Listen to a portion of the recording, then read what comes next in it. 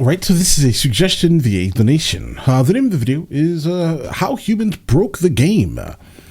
We did. Let's go, guys. This video was made in partnership with CuriosityStream. We absolutely did.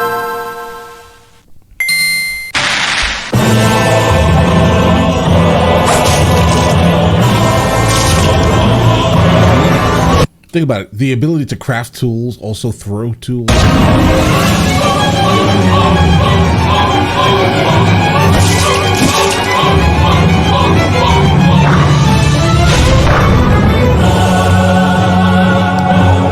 Woolly rhinoceros. Somehow I just saw that.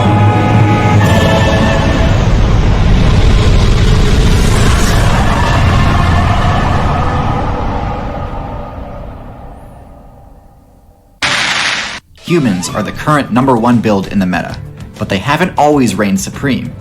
In fact, at first they were one of the least powerful builds in the meta, and it took several buffs, refinements, and tweaks before the human became even remotely threatening within its home server of Africa. So today, we're going to break down all the different variations of the human build throughout the history of Outside and discuss their unique traits, stats, and abilities, all the variations, with the hope of demonstrating why some of these skill tree choices worked, while others couldn't compete. The first players to unlock the human class were a group of African primate mains that switched from the knuckle-walking quadrupedal build to a bipedal one. It's important to note that at this point, they hadn't sacrificed their arboreal mobility perks yet, and relied heavily on their ability to climb to escape danger. The top tiers at the time were all large terrestrial mammal builds far too strong for Australopithecus to challenge them, so their only option was to avoid them. It might seem counterintuitive to switch to a bipedal build when your playstyle is centered around the arboreal zone, but the reason this was so crucial was because it freed up their hands to be able to carry items back to their tree. This was the first step towards refining the cooperative, loot-sharing playstyle that have made humans so dominant in the current meta. Now, you might be surprised to learn that the devs have nerfed humans in the past. The tree-dwelling strategy was seen as a cheap way to avoid dealing with other players, and so the devs decided to reduce the number and size of trees in the Africa server. Force them to the ground. This forced humans to ditch their arboreal strategy and spec into ground-based abilities. And for a while, humans got absolutely bodied by other players. Yeah, I can see that. Even with the ability to use items and create tools, the other builds in the region, like saber-tooths and giant hyenas, were far too strong for humans to deal with. They had to rely solely on the thieving skill to get by. But this disadvantage was slightly mitigated by their newfound ability to crack bone using tools, letting them scavenge for marrow after big cats had finished with the kill.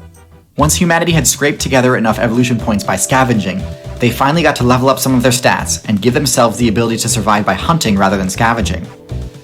They spec'd into longer legs and less body hair, allowing them to finally unlock one of the humans' most powerful signature abilities. Are you saying we were faster before? Sweating. Sweating allows the player to recharge their stamina even while moving, whereas other builds are forced to stop and use the pant ability to recharge stamina.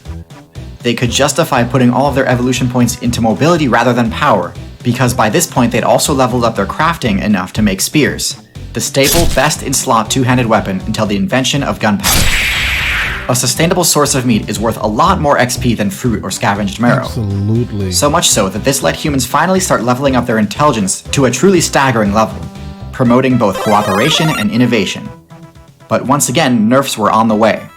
Just before the Ice Age balance patch hit, a faction of the human player base migrated servers. The Ice Age balance patch. Establishing themselves in the Europe server. Most of the others stayed in Africa. The Ice Age patch hit, and it led to two very different changes in the two servers that the humans were playing on. In Europe, as you probably expect, the overworld temperature dropped and ice damage became a threat.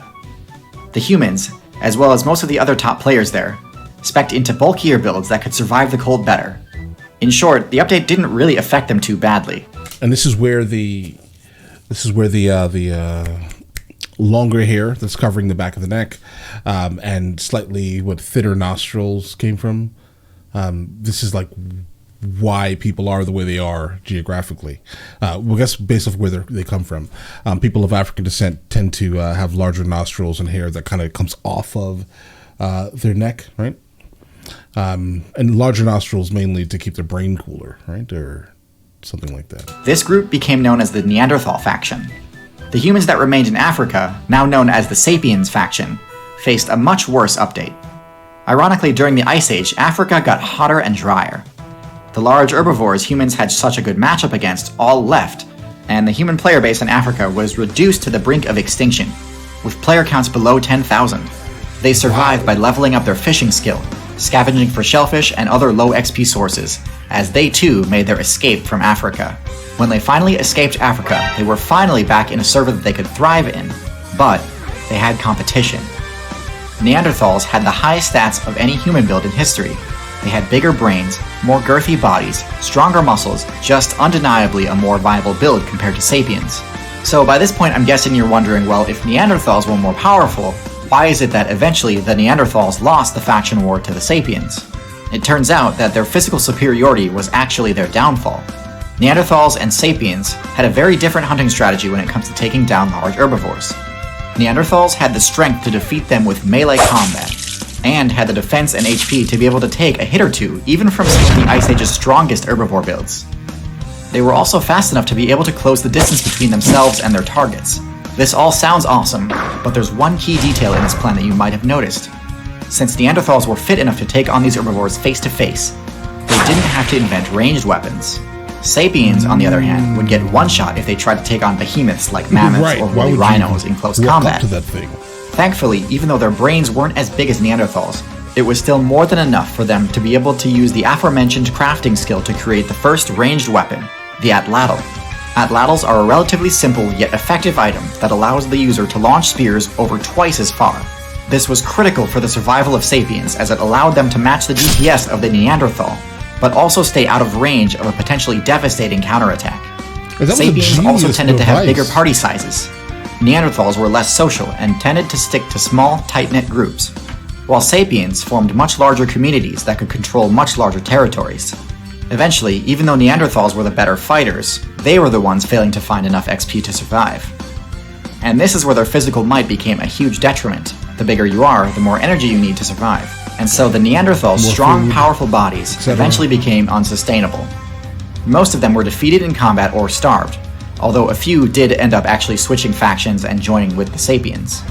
But finally, after defeating their most dangerous opponent, humans were free to dominate the game as the new top tiers. They mastered several key advanced techniques such as agriculture, archery, and sailing, allowing them to push the meta far past what other builds ever thought possible. You'd think that they would all work together to rule the game, but unfortunately many of them ended up engaging in PvP with each other.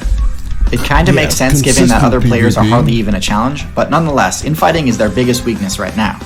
Anyways, hopefully that gives you a better background on the history of the game's most overpowered build.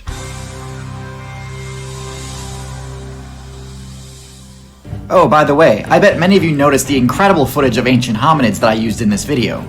This footage is from a brand new documentary called Out of the Cradle, which was animated by Square Enix, the masterminds behind the Final Fantasy and Dragon Quest video games.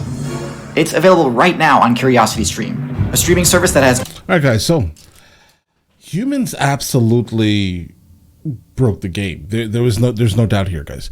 We instantly came in and over probably the shortest amount of time dominated the entire planet. I mean, without our tools, we'd be nothing. I mean, honestly, would you feel safe walking through an African savanna without any type of firearm on you, guys? Probably not, right? Because you at least know you have some type of force multiplier. These animals themselves, they are the force multiplier, like them themselves, because I would want nothing to do with it. Right? I definitely hope we do not get nerfed. So we need to, do whatever we need to do to make sure that the devs are happy and we're not too OP, even though we are absolutely OP.